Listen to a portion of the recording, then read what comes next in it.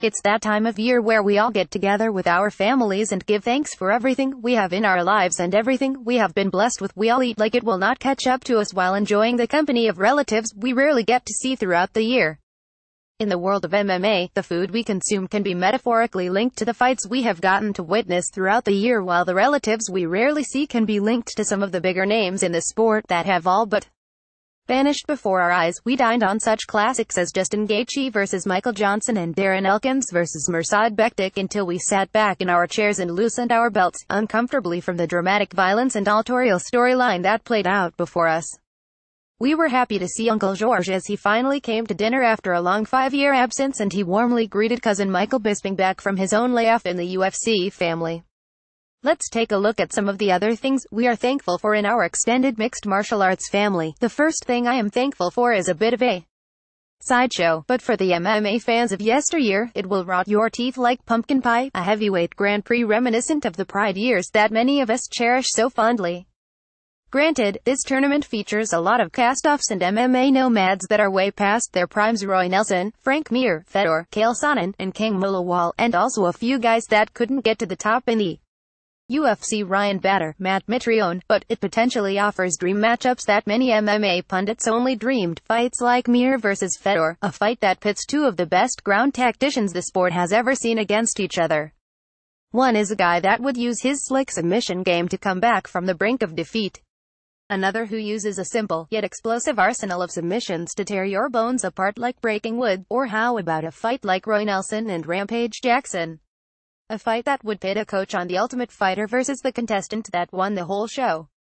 Rampage had even gone so far as nickname Nelson Titties on the show, something that the lighthearted Nelson probably hasn't forgotten. You can bet your turkey that Nelson would love to show the one-time UFC champ that he isn't want to be teased. Matt Mitrione vs. Chael Sonnen. Could the wrestler get the fight to the ground against the former defensive tackle? King Mo vs. Ryan Bader. Someone is taking a nap. All of these potential matchups in this tournament are the kinds of things to be thankful for. For the casual sports fan, this was as big of an event as you can get. For the MMA and boxing fans around the world, this was total farce in which we were being sold the impossible. We were being told that a guy who had struggled to beat a lightweight ranked anywhere from 5 to 10 in his weight class would step into the ring and beat a boxer considered the best of his generation and 490 in competition. They paraded around stages throughout the world, hopping on private jets immediately afterwards to probably rehearse their lines for the next venue. The public tuned in to listen to racist, misogynistic rants from both fighters, and it made better headlines than the fight. It was the drubbing that every MMA fan and boxing fan expected.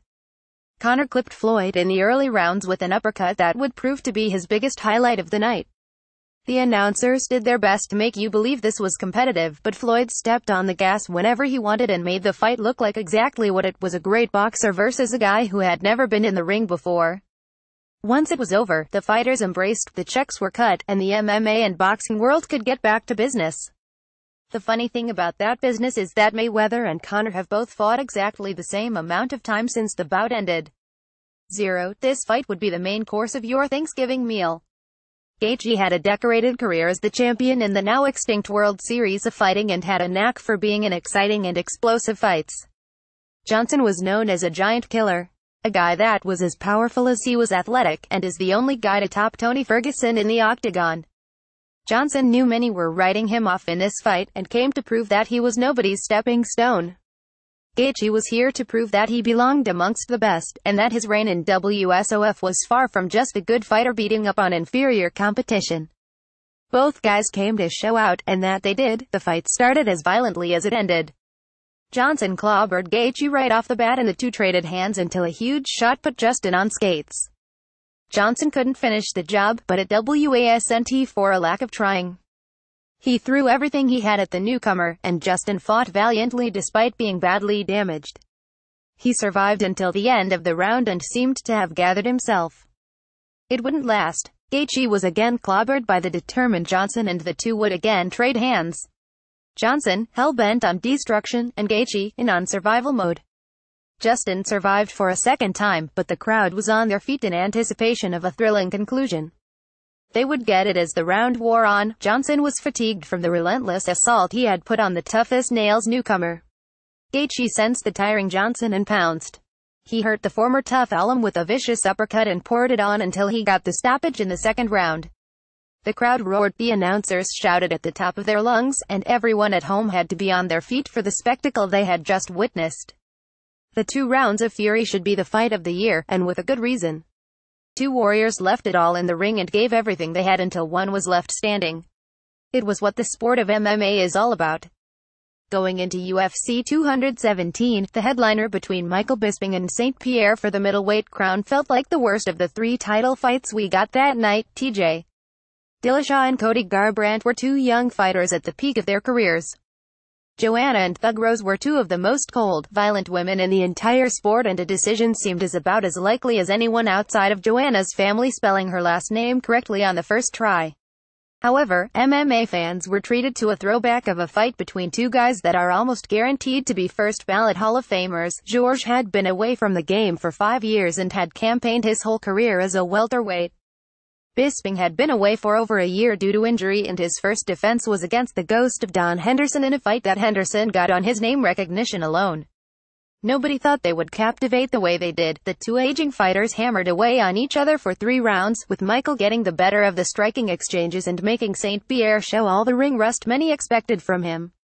St. Pierre showed none of the explosive athleticism that had become his trademark, as his takedowns looked slow and clumsy, and his striking was always a half-second late in exchanges with Englishmen, his face looking worse for wear. St. Pierre pulled the rabbit out of his hat, turned back the clock just for a moment and sat Bisping down with a hard shot he never saw coming.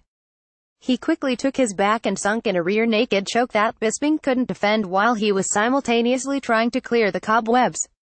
To make the drama even more palpable, Michael elected to go out on his shield and not tap. It was the turn back the clock moment for St. Pierre that can make even the most cold-hearted fan smile, and also a night in which Michael Bisping proved he's more than just a mouth who avoided top contenders during his title reign. It was MMA's feel-good story of the year. These are a few of the things to be thankful for as you dine on an imaginary dish of MMA goodness from the last year. We have been brought countless hours of violence and drama, with much more in store for next year. We have the Khabib vs. Barbosa fight to hope you look forward to. A fight that will pit electricity against a blanket regarding Barbosa's striking and Khabib's grappling. We have a light heavyweight title in the UFC to figure out. A possible middleweight showdown between the young lion and Robert Whittaker against St. Pierre, who will once again look to turn back the clock. A lightweight title to figure out as Tony Ferguson holds the current strap, but the return of Conor McGregor could turn the division on its head. The MMA world is the plate that never gets empty, so bring your pants with the elastic waist and grab the extra large plate, because we have a lot to be thankful for as fans. And lastly, Miesha Tate. I am thankful for Miesha Tate. Happy Thanksgiving, Real Sport fans. Want to share your opinion? Why not write for us? Previous post, next post, next.